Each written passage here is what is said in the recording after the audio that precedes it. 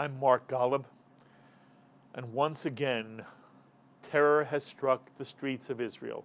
On Monday, a bomb placed on an Israeli bus in Jerusalem exploded. Some 20 passengers were injured, at least 2 very seriously. This is the first bombing attack in Jerusalem since the Second Intifada ended in 2005. What's it all mean for the people of Israel and for world Jewry? For insight and an Israeli perspective, I'm so very pleased to have on our JBS phones from Jerusalem one of world Jewry's leading columnists and analysts, Isi Leibler, who for decades has served as the leader of the Australian Jewish community, as a pioneer in the Soviet Jewry movement, and now as a columnist who appears in the Jerusalem Post and online. And I hope every one of you who reads columns online has signed up to receive Isi's superbly written pieces. Isi, thank you so much for joining us once again. It's so good to see you, my friend. Good to speak to you again, Mark. Thank you. By the way, before we begin, I understand a Mazal Tov is in order. You became once again a great-great-grandfather, yes? Yes, indeed. Thank you. How many great-grandchildren is that now, Isi? This will be the 6th. Mazal Tov. Just fabulous, fabulous. Okay, so first of all, Isi, what's been the reaction in Jerusalem, where you are, to the latest bus bombing of yesterday? A combination of frustration and anger, but the people of Jerusalem are very stoic, and life goes on as usual, and there's just a rage that we have to undergo and face this sort of situation and still come under international criticism. I think what is telling is that there were great exposure given to the celebrations that took place, not only in Gaza, but in the occupied territory, so-called, in Yehuda and Shomron, where the Palestinians celebrated the bus bombings. Mm-hmm. There is a general feeling that we are not going to see a repeat of what took place here 10 years ago, but we have to be vigilant. And I must say, our security structure is infinitely better than it was then, and we've learned a lot, and we know what's going on, and this was a great tragedy. It's a miracle, actually, that there weren't greater casualties, because for us to go off like that, and nobody, thank God, has been killed, or there were injuries, is in itself a mess. By the way, this was not a suicide bomber. This was a bomb planted by a Palestinian who then got away and was nowhere near the bus when it exploded. What does that say, Izzy, especially because what we've seen in America is this rash over the last 6 months, this rash of horrific knifings and gun shooting and people being run over by cars. And my understanding, Izzy, is that this is now being done by Palestinian Israelis, Israeli citizens who are Arab, who are now perpetrating this kind of violence. Is it your sense that that's what was behind this bombing? And how, what perspective can you give us on the more general wave of terrorism that Israel has been dealing with for the past 6 months? Look, it's difficult. The full facts have not yet emerged in relation to this, and we're not sure, and I don't want to speculate. But I can say one thing. The incitement that has been built up by our so-called peace partner is beyond belief. They are responsible. On one hand, you have them keeping a control because Abbas does not want to lose complete control of the whole place. And on the other hand, he's out there inciting and making heroes and sanctifying every one of these suicide bombers. It is really an evil, criminal society that we face, both in Gaza, and if we were to create a Palestinian state tomorrow, we would have a failed criminal state again. And whereas most Israelis, like myself, want to see us separated, we have to wait till we can find a reasonable partner to do this, because to provide greater autonomy to these people will mean that we'll be having much worse of a security situation we have. I think that the government has done very well. It has cut back on the overall attempts, murders, and so on. They've been on a decline. This was a tragic situation. Yes. By the way, Isi, remind our audience, how many of your own children live either in Jerusalem or in Israel? Well, at the moment, all of my children live, Mazel, that's wonderful. except my grandchildren in Australia. But all four of my children are here in Jerusalem at the moment, 3 of them permanently, and the other one going backwards and forwards to Australia. Okay, and how many grandchildren? We have 17 grandchildren, and as I said, 6 great-grandchildren. Okay. To what extent are you and your wife, Naomi, worried? To what extent does it in any way create a living anxiety in you, let alone when you and your wife go outside of your apartment? But in general, how do you, as a parent and grandparent and now great-grandparent 6 times, how do you deal with the concern about the well-being of your children? Look, I can't say that we're not nervous. Particularly, one of our sons learns in the Gush and goes backwards and forwards to the Etzion block where he learns, and he will be going into the army shortly. These things worry us, but if you ask me about day-to-day living, we somehow or other just carry on as usual. Isn't that wonderful? There's tension. There is a tension, but it's a tension that is not as palpable as it appears from the outside. Life goes on. The restaurants are still full. People are still living a life. And Pesach, everybody will be celebrating, please God. Okay. I want to come back to something you said a moment ago when you used the phrase peace partner. And of course, the world keeps pushing Israel, and it almost says to Israel, what's wrong with you, Israel, that there is no peace settlement between you and the Palestinians?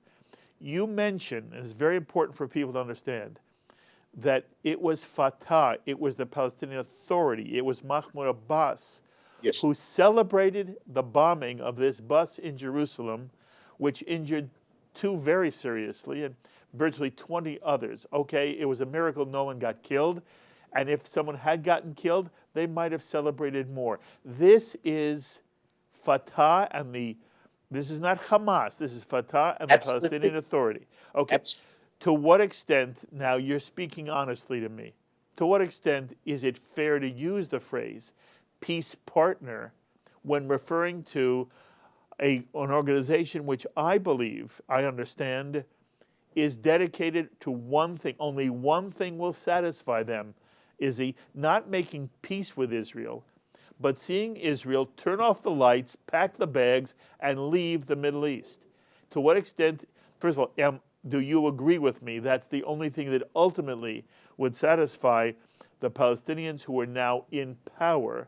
And what does that mean for peace in the near future or long-term future? I agree entirely with what you said. And when we use the expression peace partner, we use it in inverted commas, in sarcastic form. Yes. If that's a peace partner, God help us. Yes. But I do not see any possibility of peace in the immediate future, particularly as Palestinian society has been radicalized to such an extent over the last 10 years, even more so. Ever since the Oslo Accords, things have got worse and worse as far as hatred towards Israel is concerned. Mm-hmm. And the education and the sanctification of these mass murderers. And, even now they get up and they have ceremonies honoring mass murderers. It is sickening, and even more sickening for the world, and particularly American leaders, to make moral equivalence between our people who are trying to defend themselves and these people who are set upon us to kill innocent civilians. Yes. It's a terrible situation. Yes. And I want to say it one more time.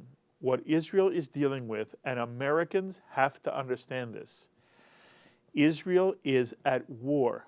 You're at war with a people that wants to destroy the state in which you live. It's Absolutely. not about making peace. It's about destroying Israel. And this war began in 1948. There have been a series of major battles, but you are still at war. There has been a refusal to make a lasting peace agreement with Israel. And normally a peace agreement means two sides come together and one side and the other side decide, where the border should be and how people will live. And there's a not simply an armistice, not only a ceasefire, but a conscious, formal peace agreement. The Arab world in general, the Palestinian world in particular, has refused to make peace with you because, as far as I can understand, the only thing they really want, the end for them, what would end the conflict is only one thing: turn off the lights, pack your bags, and leave. When there's no Israel there, then they will have peace. I don't understand, Izzy, why the Western world in general, and the United States and the United States administration does not understand that at the moment is the construct of the Middle East. I must tell you, Mark, I remember the way I read in the history books, the Western world stood by as the Nazis built up and shut their eyes. In many respects, the United States and America are behaving in the same way towards us. Because the reality is, this is not, as you said, an argument over real estate. It's not an argument over borders. It's an argument and a determined effort by the Palestinians. And as you say, not the Hamas extremists, so-called, but the so-called moderates, because they have the same in common. They want to see an end of Jewish sovereignty. That's where they're all about. Well, and for the world to be collaborating with this makes me feel sick. Yes. I must say to you, above all, the statement by Germany and the United States yesterday suggesting that Israel is holding occupied territories on the Golan Heights is the ultimate hypocrisy. And to me, it is disgusting. You have a failed state which has killed close to 500,000 people, murderers, butchers, barbarism at its worst. And we're being told that we should hand this back to them. We're living in Planet of the Apes in this respect. And I would like to see the voices of American Jewry coming out more vigorously in relation to this, because it is disgusting. And it shows a total lack of moral compass on the part of those that are moving this forward. And I'm very, very worried about certain aspects of American policy. The bipartisanship is breaking down. I'm worried about what's happening with the Democratic Party. There's a radical wing emerging there, which is very similar to the European left. And look, what I can say is, thank God, Israel is strong and powerful. But if we had to rely on the world, then I would be very much more pessimistic. And I'm not pessimistic. I'm optimistic, because I believe we will overcome, and we're stronger than we've ever been before. So, Izzy, I'm sure you're aware that Bernie Sanders, in a recent Democratic televised debate on CNN, in which he was in debate with Hillary Clinton, said that Israel used disproportionate force in the 2014 Gaza war. I also noted that Hillary Clinton was unwilling to repudiate Sanders' charge. She was unable to say that, of course, Israel did not use disproportionate force. I want you to speak for a moment how you see the argument in general, the canard that is often thrown at Israel, that it used disproportionate force in Gaza and at other times. Then I want you to speak about what does it mean for a presidential candidate, for two presidential candidates, to in some way give credence to the notion that Israel has used disproportionate force. But let's take them one at a time. First, what's your response when you hear that criticism of Israel? All I can say is, if anybody's objective, the least bit objective, there is no army in the world that has behaved with as much restraint and effort to minimize casualties on the part of civilians as the Israeli army. And the provocations which led to the wars that we've had in Gaza are such, no other country would have waited and had rockets pouring down on them and waited for months and months and tried to avoid a war. And to suggest that it was disproportionate force because we defended ourselves, the suggestion is there, if you would have had a few hundred, if you would have had 1,000 Israelis killed, then morality would be on our side. Absolute nonsense. And it is outrageous, that's all I can say, and it's part of the world's attitude towards us. Here you have a world which is facing Islamic fundamentalism at its worst, threatening lives of people in major cities in Europe, and God forbid it should come to America and other parts of the world. But they're facing that, yet all they can do is try to appease the Arabs by turning on Israel and making the sorts of statements and condemnations of us. And worse still, and I blame here President Obama, the moral equivalence which he has applied to Israelis and Palestinian killers is something that is despicable. And I believe history will judge, I hope, the immorality of these actions. Okay, now speak to the fact that in a Democratic debate, you have Bernie Sanders saying that Israel is guilty of disproportionate force and Hillary Clinton unable to say that he is wrong. What does it say to you about American politics today and the Democratic Party in general? It shows that there is a very strong and possibly growing element on the far left of the Democratic Party, which is becoming more and more hostile to Israel. And whatever Hillary Clinton thinks, she's not going to unduly antagonize them. So she somewhat avoided the question. As far as Sanders is concerned, he reminds me, I dealt with people like him during the days of Soviet Jewry. We had Jews that were telling us that the Soviet Union was not anti-Semitic, it was a paradise for Jews. A man who's Jewish and in the same way is turning against his people as the old Jewish communists were. I'm not saying he's a communist, close himself as a socialist, but this man is as Jewish as I wouldn't like to describe what his Jewishness means if he can turn and say the things he's been saying. And apart from anything else, there's enormous ignorance on his part, because when he used those figures of 10,000 and so on, it's clear he doesn't even understand. But he's playing to the radical element that is anti-Israeli. You know, in a world which is so full of evil and barbarism, that so much concentration of hatred continues to be directed against the one democratic and human group that exists in this region, it says something about the mystique of anti-Semitism. Izzy, talk to me for one moment about how Israelis are viewing the American elections. I want to begin with Hillary Clinton because her husband, of course, was president. Bill Clinton seemed to be very popular in Israel. Yep. Do Israelis in some way ascribe to Hillary the same pro-Israel view they had of her husband when he was president? No, they don't.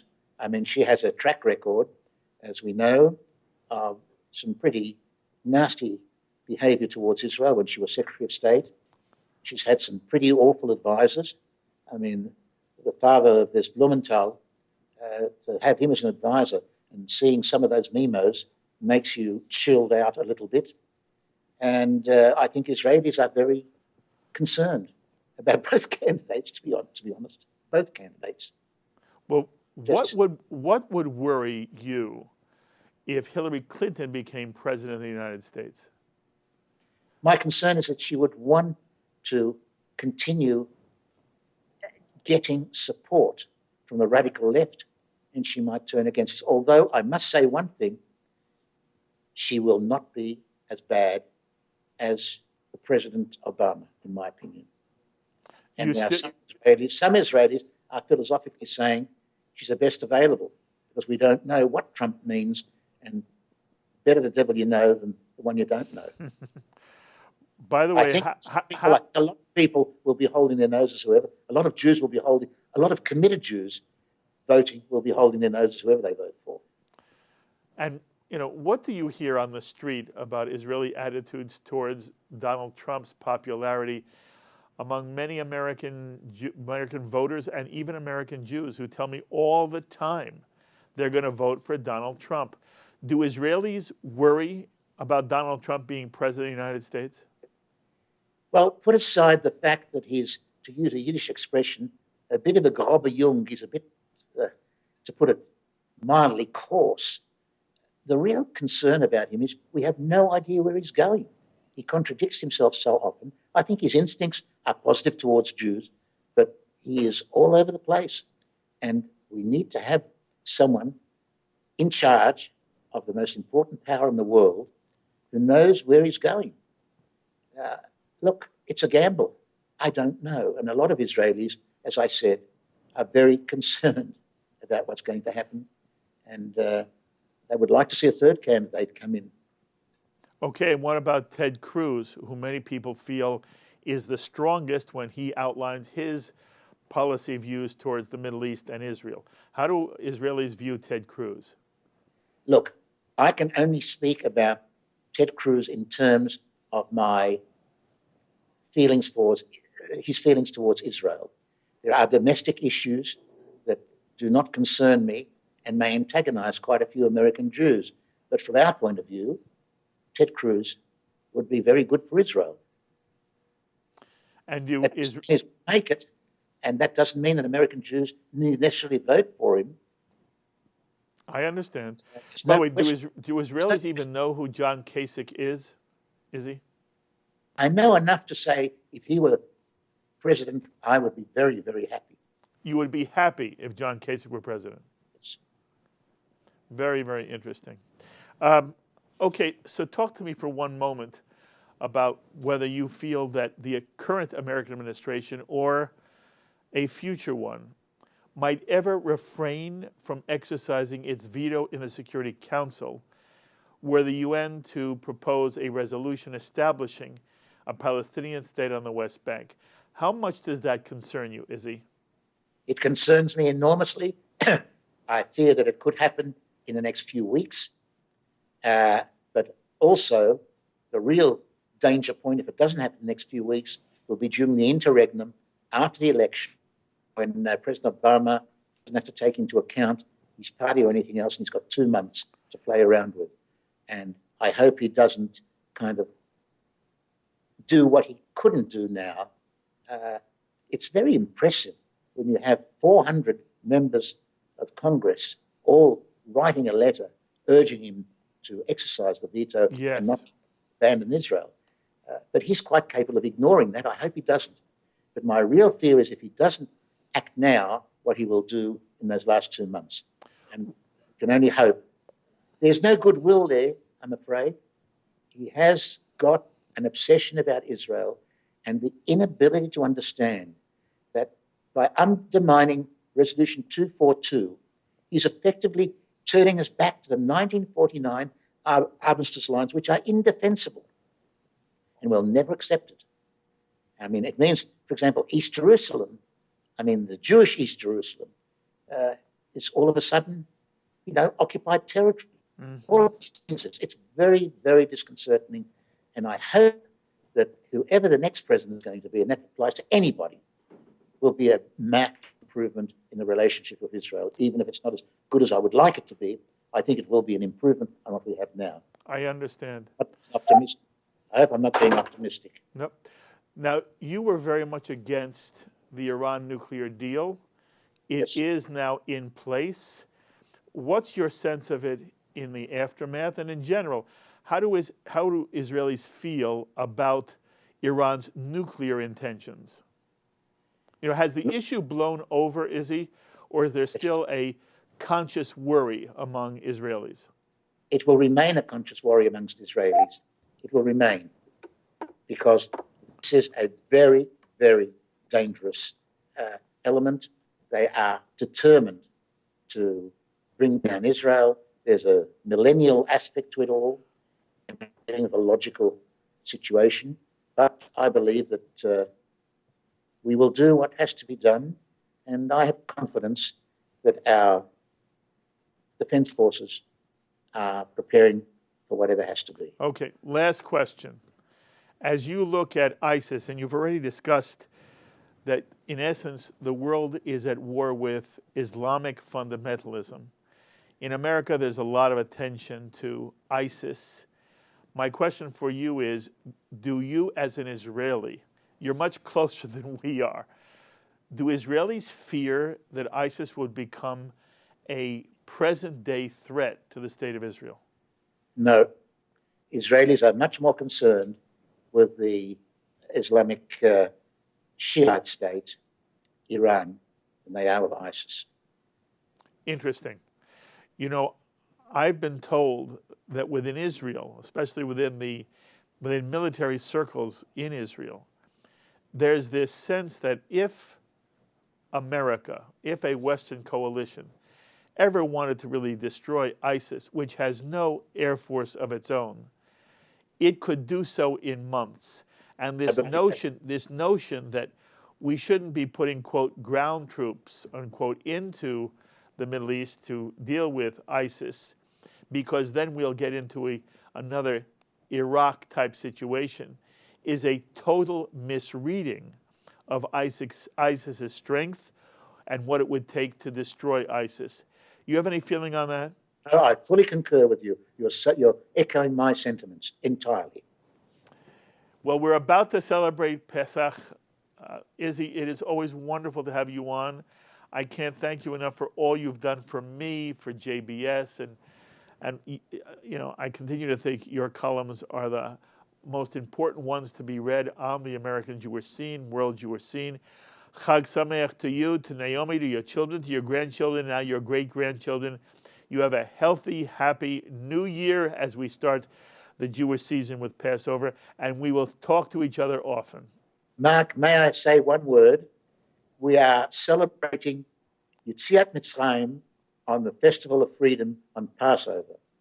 And I say that when we sit at our Sedarim and we recount the history of our emergence from bondage into a people and talk about the great miracles that took place with the Exodus, we should look at the situation of the last 70 years and say we are the most blessed generation of all generations, and that the miracle of what we have experienced and are experiencing is as great a miracle as the Exodus from Egypt.